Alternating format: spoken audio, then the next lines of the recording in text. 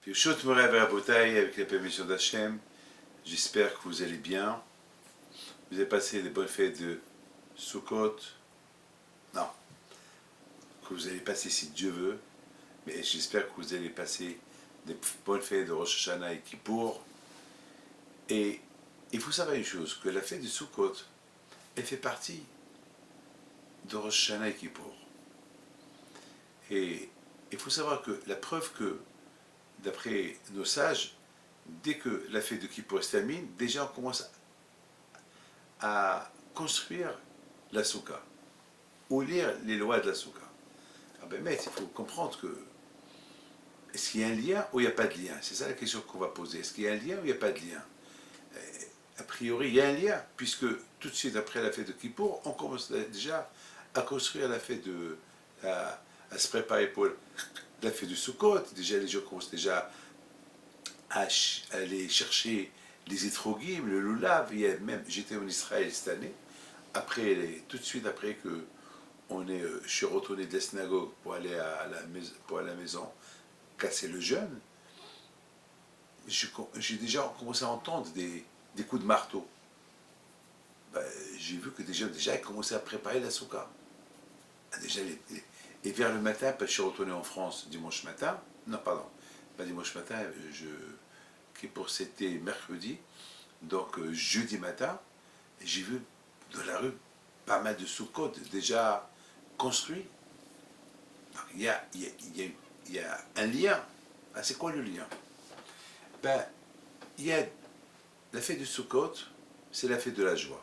On l'appelle Zmas'atenu. La fête de Kippour, ben, c'est la fête de la peur. Il faut dire, c'est la vérité. De la peur à la joie. C'est-à-dire que Hachem, quelque part, il nous lance un message. Et c'est quoi vraiment le message de Sukkot?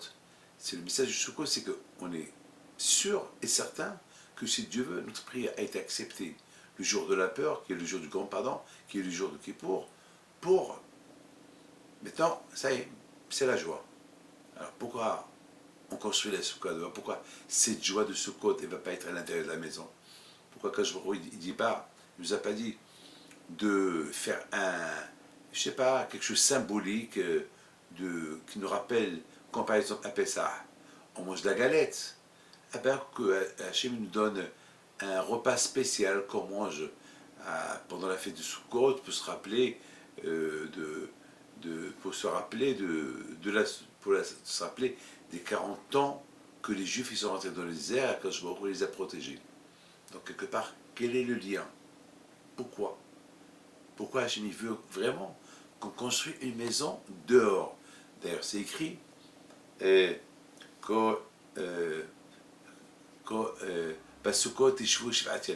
faut s'asseoir dans une soukha, dans une cabane 7 jours. Chaque juif il doit avoir une soukha lui et manger à l'intérieur de la soukha pour qu'on se rappelle que pendant 40 ans Hachem il nous a protégés avec les nuées dans le désert et qu'il nous a maintenus dans le désert, dans les cabanes. Donc, parce que vraiment, il faut dire qu'il y a eu des miracles. 40 ans, et vous imaginez, un peuple de 7, 6, 7, 8, 9, 10 millions d'âmes dans le désert, vivent dans le désert, sans être équipés, vous savez, il n'y avait pas là-bas des égouts, il n'y a pas de toilettes, il n'y a pas de jardin, tout venait du ciel, tout venait du ciel, c'est incroyable. Donc, quelque part, Hachem, il veut qu'on se rappelle des 40 ans qu'on a passé dans le désert, on a mangé la manne, et on avait de l'eau, on avait l'air, on avait l'air conditionné, pendant la journée il faisait frais, et la nuit quand on avait fait froid il faisait chaud. Quand même, il y a un miracle. Donc c'est la raison pour qu'on fait la soukha. La soukha, c'est pour se rappeler que Hachem il nous a maintenus pendant 40 ans dans les désert. De là, on peut avoir la émouna en Dieu que si Hachem il a maintenu les Juifs pendant 40 ans dans le désert, et qu'il aura manqué de rien, Donc, elle peut vous dire raison, ceux qui habitent à Paris, ceux qui habitent dans un beau lieu, qu'il n'a rien à craindre. S'il a l'émouna en Dieu, il lui donne ce qu'il veut. C'est ma conviction, hein, c'est ce que je... Beaucoup de fois, j'ai de la peine pour les gens qui n'ont pas la foi en Dieu. Parce qu'ils perdent tout. Parce que Dieu, c'est un papa. Le bon Dieu, c'est un papa. Comme un papa, tu demandes quelque chose, il te la donne. Eh bien, Dieu aussi, ce que tu demandes, il te le donne.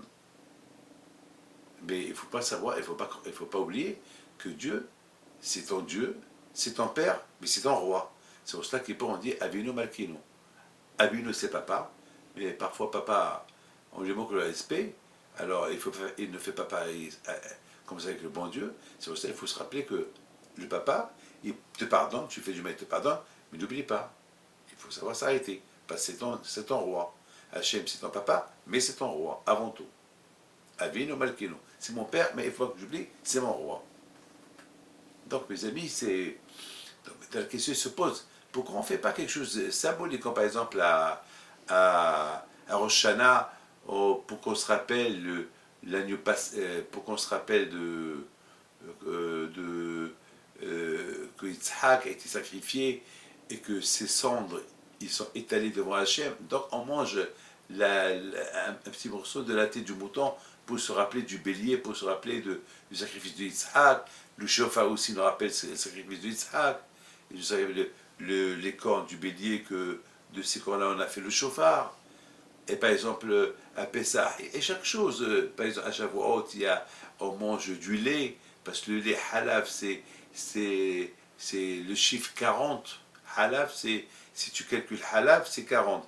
Et 40, c'est quoi 40, c'est 40 jours que Moshe Rabbeinu est resté dans le mont Sinaï pour faire apporter la Torah au Bnei Israël. Donc 40, il y a des choses symboliques. Donc, mes amis, et à Tisha B'Av, on met un peu des cendres là, pour se rappeler la discussion de Beth Amikdash lorsqu'elle a été brûlée.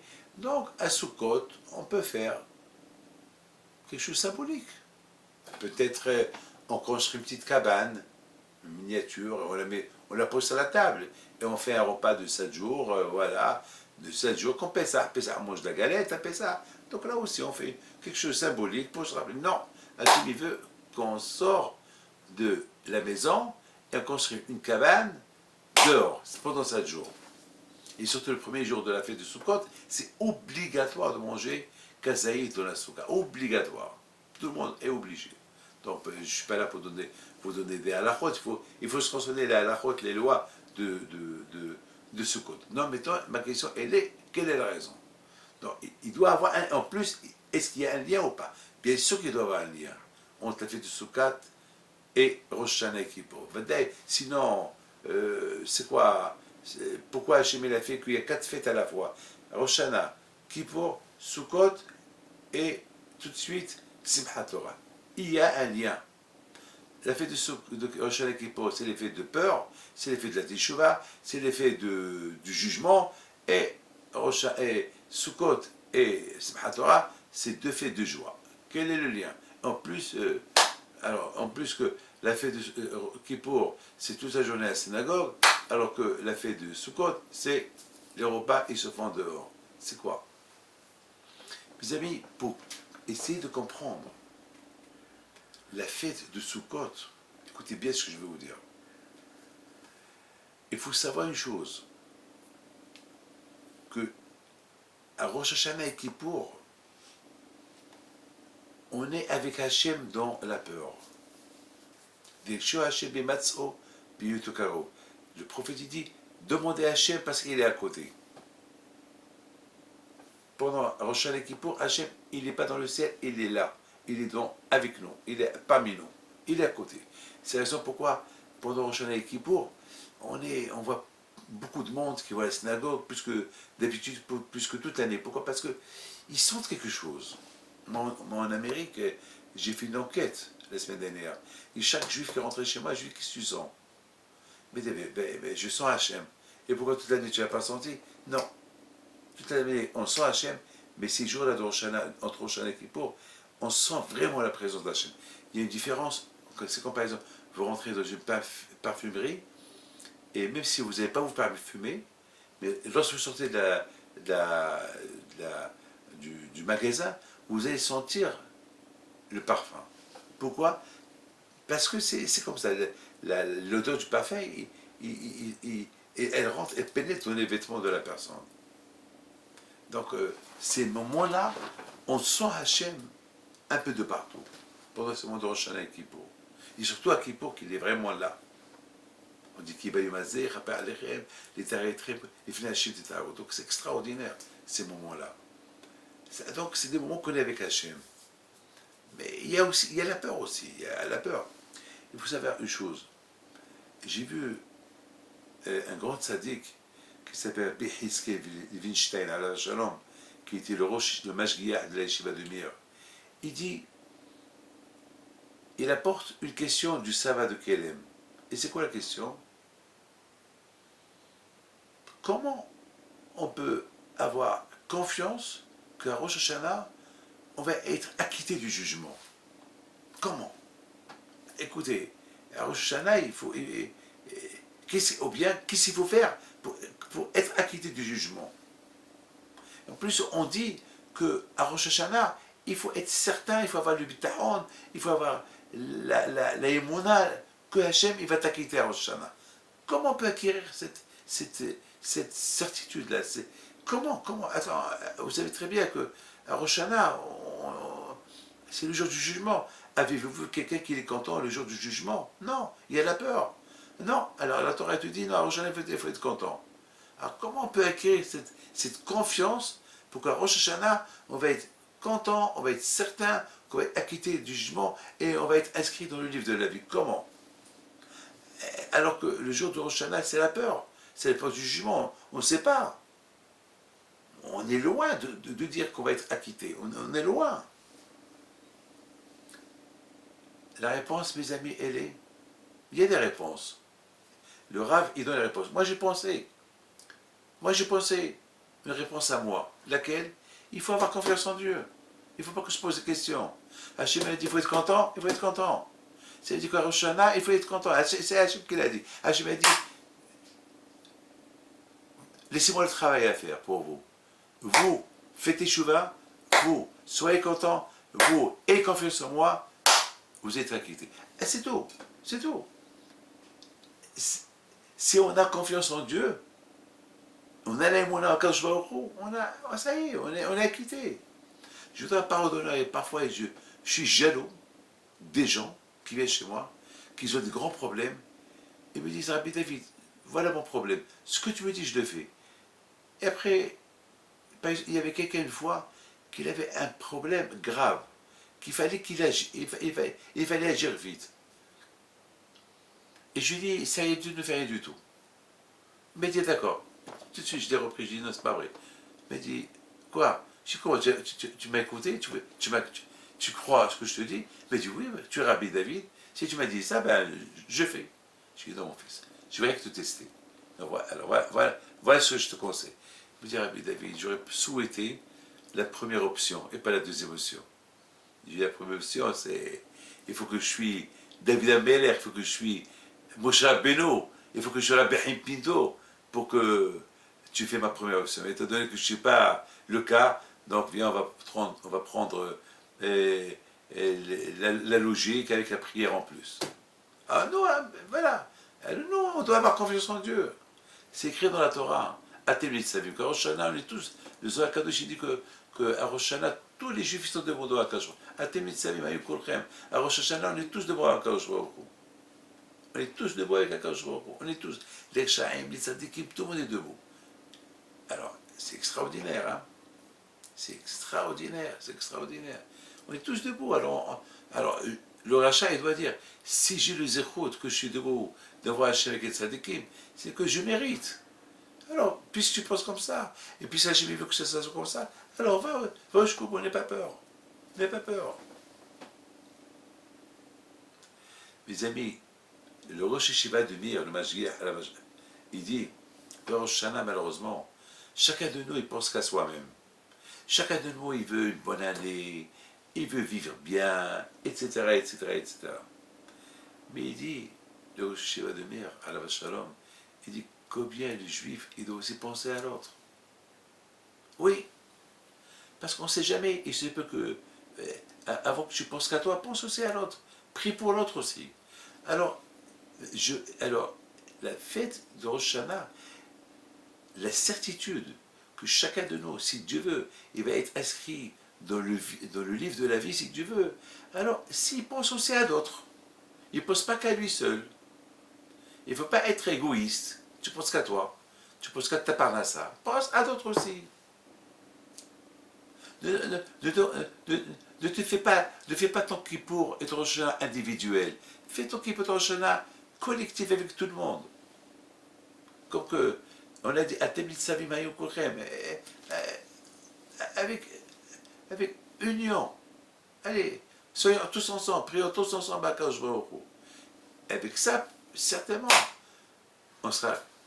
C'est une bonne porte pour qu'on soit inscrit dans le livre de la vie Be'ez Hashem. Il faut être partie du public. Il faut pas être individuel. Ma réussite, je cherche aussi la réussite de l'autre. Je voudrais, mes amis, ça c'est, si tu veux, avec ça, on peut être inquiété. Mes amis, j'ai vu l'histoire de le Rosh Abidin de Bnei Brak, Rabbi Nissim Kalitz, Shalita. Il raconte qu'une fois, il y avait la sécheresse en Israël, donc ils ont fait des prières, et lui aussi, bien sûr dans sa synagogue, ils ont fait prière, donc il a donné un cours de Torah, un petit cours de Torah, pour que tous les gens, ils doivent être concernés et prier. Et à un moment donné, il arrête, et il sort, lorsqu'il sort de la synagogue, tout de suite, on dirait qu'il s'est rappelé de quelque chose, et il vient tout de suite il monte de l'estrade de la choule, et il fait un cours de Torah. Il dit, mes amis, j'ai oublié de vous dire une chose, j'ai reçu une lettre ce matin, c'est un monsieur qui m'écrit une lettre, il me dit, sachant que ce soir vous allez donner un cours de Torah, alors si vous pouvez avertir le public que passé dès temps-là, il y a beaucoup de mariages, il y a beaucoup de fêtes à Bnei Brak, il y a beaucoup de Sheva Brachot, etc., etc., et beaucoup de fois, où que les gens ils s'arrêtent à minuit, ou à 10h30, ils continuent leur fête jusqu'à 1h du matin, et ça dérange les gens qui dorment. Alors le Rav, il lit la lettre à tout le monde. Alors le Rav, il leur dit, de le fond, il a raison. Il y a les fêtes, les fêtes, ils traînent jusqu'à 11h de la nuit. Et c'est vrai, les gens déjà à 11h, ils dorment. Il a raison, il ne faut pas qu'on le réveille. Mais, c'est pas toujours, c'est les fêtes, il dit le Rav. C'est de temps en temps qu'il y a une fête. Alors s'il y a une fête, de temps en temps, il faut être heureux avec celui qui fait la fête. C'est pas écrire sur lui des lettres pourquoi il fait la fête. Ah oui, et si c'était lui le cas qu'il avait une fête, est-ce qu'il veut que les gens ils écrivent une lettre sur lui? Pourquoi il fait une fête et que la fête dépasse 11 heures du soir? Lorsqu'il y a une fête, c'est la fête de tout le monde. Il faut être content avec tout le monde. C'est pas tu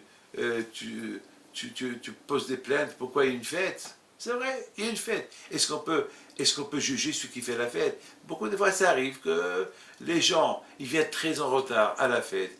Et la fête commence tard, donc ils se terminent tard, c'est normal. Vous imaginez, beaucoup de fois, je vais, moi, David Pinto, je vais à Sheva Brachot, ça commence à 10h. Alors que tu veux, que celui qui a fait la Sheva Brachot pour le mariage de son fils, sa fille, il va terminer à 11h? Non. Alors on fait une lettre, on pose une lettre, un courrier à côté de l'ascenseur, excusez-nous, ce soir il y a une fête et on s'excuse. Et si Dieu veut, à ton tour, on viendra se réjouir avec vous. Voilà. Donc je pense à un détail que la fête de Rosh Hashanah, et que le fait d'avoir confiance en Dieu et de fêter la fête de Rosh Hashanah avec l'espoir qu'Hachem va bien être, nous inscrire dans le livre de la vie, il faut faire confiance. Et de plus, puis Akash il m'invite à Rosh Hashanah à être avec lui, avec tous les tzadikim, à Timitzavim Kolchem. Ah ben, si j'ai l'espoir d'être avec tous les tzadikim, alors ça veut dire que Hachem m'ouvre une porte. Il y a de quoi être content avec, il y a de quoi être content pour ça. En plus, n'oubliez pas, mes amis, on fait combien on doit être content à Rosh Hashanah et Kippour, qu'on est vivant, qu'on n'est pas, qu'il ne lui rien est arrivé depuis l'année dernière, grâce à Dieu. On est vivant, Baruch Hashem. Vous savez que moi, j'ai eu un grand miracle. La veille de Rosh Hashanah, je suis tombé au mikvé.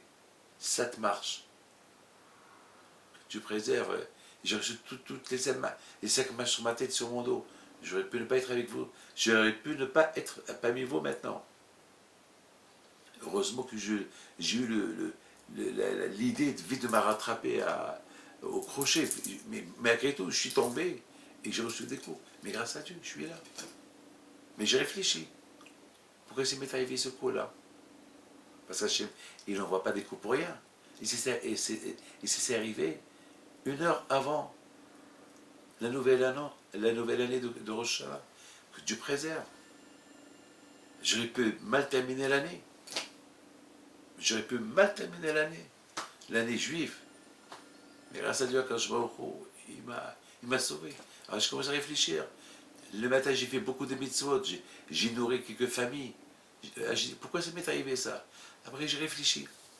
Peut-être parce qu'au mikvé, j'ai mis le talit sale dans le talit avec le sale. Ça veut dire que j'ai pensé à la maison sans talit. Après, j'ai dit, bon, pour ça, le bon Dieu ne va pas me tuer pour ça. Peut-être que j'ai fait autre chose. J'ai commencé à réfléchir.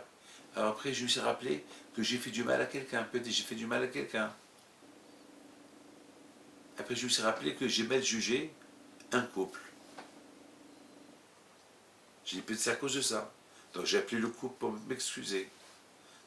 Pour vous dire, grâce à Dieu, voilà, Baruch Hashem. Donc pour moi, à Rosh Hashanah, j'étais super content. J'ai dit, Shehiya, merci Hashem, que tu m'as donné une nouvelle année. L'année précédente, ça allait passer. Baruch Hashem, il y a de quoi être content.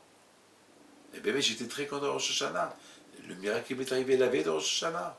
J'aurais pu ne pas commencer la nouvelle année. Donc, il y a de quoi être content à Rosh Hashanah. Donc, bien sûr, il y a la peur du jugement, mais il y a aussi, grâce à Dieu, il y a aussi, j'ai confiance en Dieu. C'est pour cela, mes amis, maintenant, Rosh Hashanah et Kippour, c'est d'un côté, on a peur, de l'autre côté, on est content. Bah, t'as peur parce que tu as fait des bêtises toute l'année. Mais content, Hachem t'a promis que tu fais une bonne teshuva. Donc, je suis content par rapport à la promesse d'Hachem et je suis triste par rapport à. Quand même, j'ai mal fait ce que j'ai fait devant Akadosh Baruch Hu. Quand même, c'est le roi, c'est le Dieu, c'est le Père, c'est le Père, c'est le roi. Pourquoi j'ai fait ça? Donc, après, j'ai confiance. Mais tout de suite, il y a la fête du Sukkot. C'est quoi le lien? C'est quoi le lien? Pourquoi Sukkot? Pourquoi Sukkot elle est spéciale, tout de suite liée avec Kippour? Eh bien, mes amis, Sukkot, c'est la fête de la Emouna. Parce que les Juifs, pendant 40 ans, ils avaient confiance. Les Juifs qui étaient dans le désert pendant 40 ans, ils avaient confiance qu'il y avait à manger le matin, il y avait à manger l'après-midi, il y avait à manger le soir. Les vêtements, ils avaient, et c'est le désert. Vous imaginez 8, 9, 10 millions de personnes dans le désert qu'ils ont tout, c'est inimaginable. Tout venait du ciel. Tout venait du ciel. C'est de la folie. C'est de la folie. Donc c'est parce que les Juifs, ils avaient la émouna en Dieu. Ils savaient qu'il y a un papa. Mes amis, la fête de Kippour, c'est une fête de peur et de joie. La fête de Sukkot, c'est une fête complètement de la joie. Faites confiance à Dieu. Il vous donne ce que vous voulez.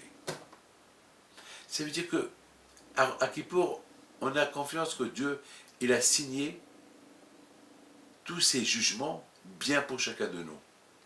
Alors, Sukkot, il faut être content. Ça y est, tu oublies. Ça y est, mais toi, tu fais confiance. Mets-toi dans la tête que tu as une bonne année. Vous savez, mes amis, c'est la raison pourquoi Sukkot, elle est liée avec Kippour.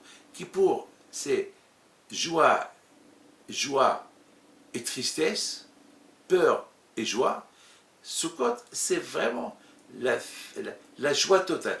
Même dans la rue, n'aie pas peur. Beaucoup de fois, des gens, ils se considèrent leur sécurité lorsqu'ils sont à la maison, dans le luxe. Mais lorsqu'ils sont dehors, ils ont peur. Hachem veut te dire, je te protège, et chez toi, et en dehors de chez toi.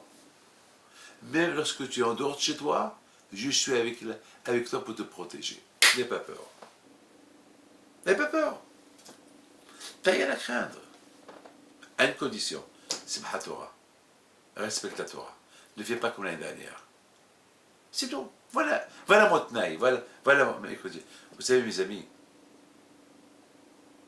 c'est extraordinaire. Combien Akadosh Baruch Hu, il aime, il nous aime. Je voulais simplement vous dire, Akadosh Baruch Hu, il nous prépare le chemin. Vous savez, nous, on ne sait pas ce qui se passe. Nous, on ne sait pas. Mais beaucoup de fois, lorsqu'on réfléchit un peu, on voit comment Akadosh Baruch Hu, il y a beaucoup de choses, des fois, il y a des choses qui arrivent, et on se dit, pourquoi Hachem tu as fait ça? Et plus tard, on voit combien Hachem il avait raison. Bon, moi, une fois, j'ai rencontré quelqu'un, a priori, il m'a fait du mal. Il m'a fait du mal. Et j'ai dit, Hachem, pourquoi tu m'as fait ça? Et quelques temps plus tard, c'est ce monsieur-là qu'il m'a fait du mal. Une fois, j'étais dans le besoin, il m'a vu, eh ben, il m'a aidé. Alors, je lui dis, mais une fois tu m'as fait du mal, pourquoi maintenant tu fais du bien? Il me dit, j'ai pas pensé te faire du mal au départ, c'est passé comme ça. Mais si vraiment je pensais te faire du mal, je ne t'aurais pas fait du bien maintenant. Voilà, alors je lui dis, excuse-moi que pendant un laps de temps, j'ai cru que tu m'avais fait du mal. Tu m'excuses. Beaucoup de choses, il y a des choses que nous ne comprenons pas. Hachem, il a préparé déjà. Il a préparé déjà, il faut à la maca, la guérison avant le coup. Alors qu'au départ, je croyais que c'était un coup, et voilà, maintenant, il s'avère que ce n'était pas un coup, c'était la guérison. Il fallait qu'on se rencontre, et voilà.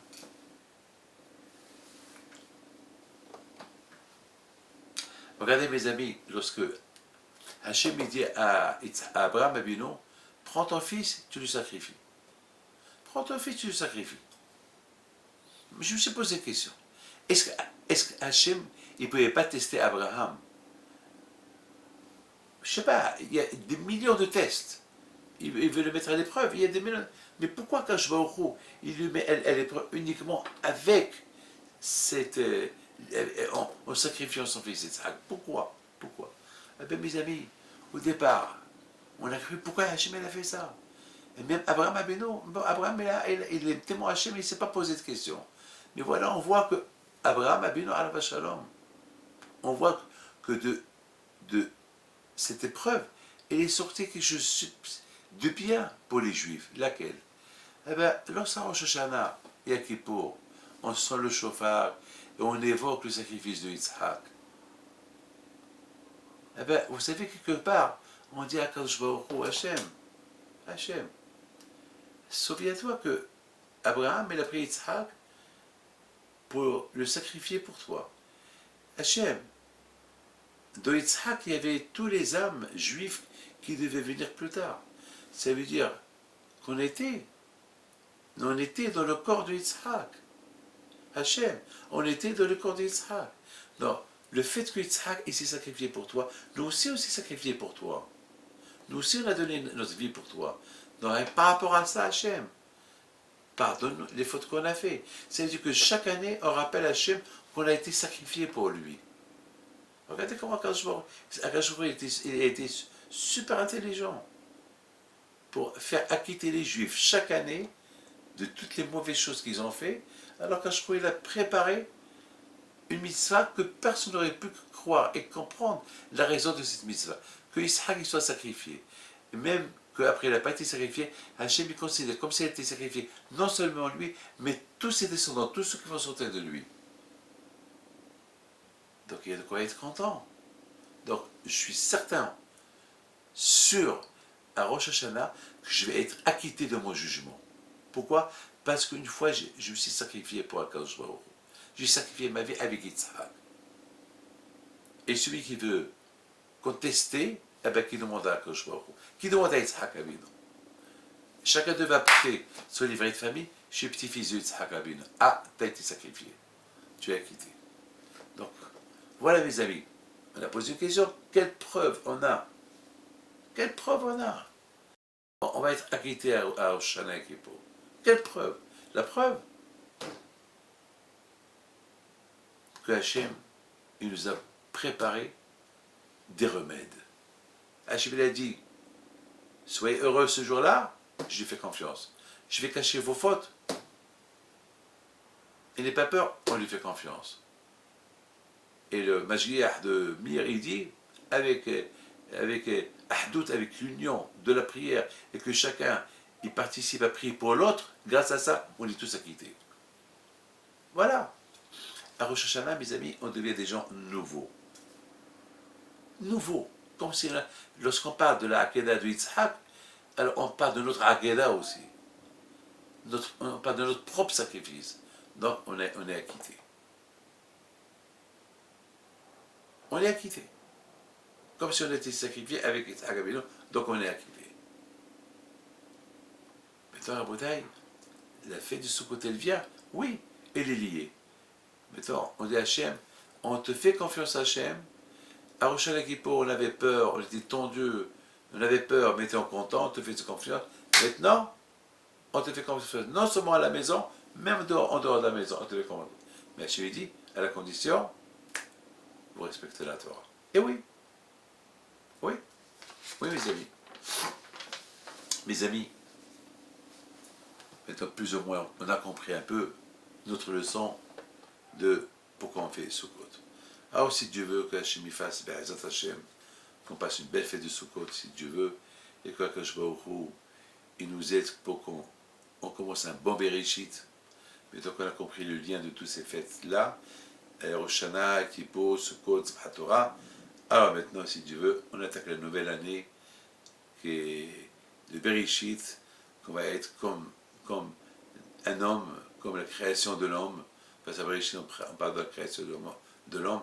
Donc, si Dieu veut, ce sera une nouvelle année pour nous, un nouveau Bereshit pour nous, et on passe, si Dieu veut, une bonne année avec Ratson.